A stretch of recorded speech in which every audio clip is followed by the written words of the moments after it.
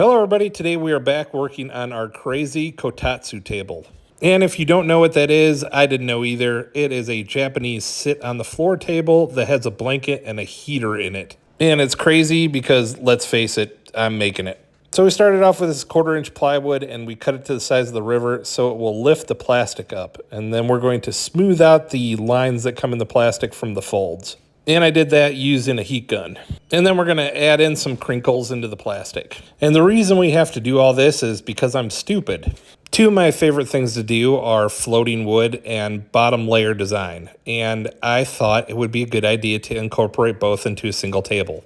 And that is stupid. Because to do the floating wood, you have to cut a thin layer off the bottom of the table when you're finished. And if you just did a crinkle pattern, that would cut the crinkle pattern off. So I had to come up with a way to raise that crinkle pattern so it wouldn't get cut off when the bottom of the table got flattened. And that's where that 1/4-inch of plywood comes into play.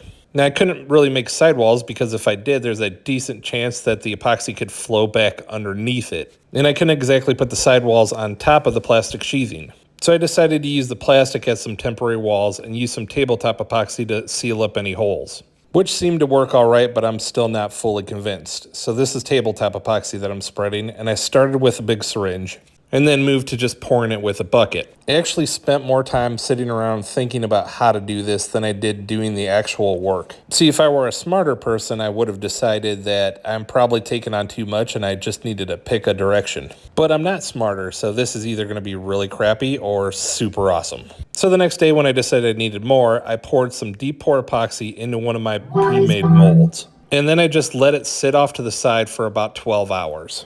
And what that does is let the epoxy gel up, so get a lot thicker. So it works a whole lot more like tabletop epoxy without having the thickness limitation. And I'm glad I did this because some did end up spilling out the ends of the table. It is a really small amount though. I think in total it was less than half a cup. Then I waited another 12 hours and did it one more time. And if you watch really closely here, you can see how the top layer displaces the bottom layer and starts pushing the bottom layer closer to the edges. It kind of crinkles up. It's hard to see, but it's definitely happening. What do you think? Did I get too weird with wood?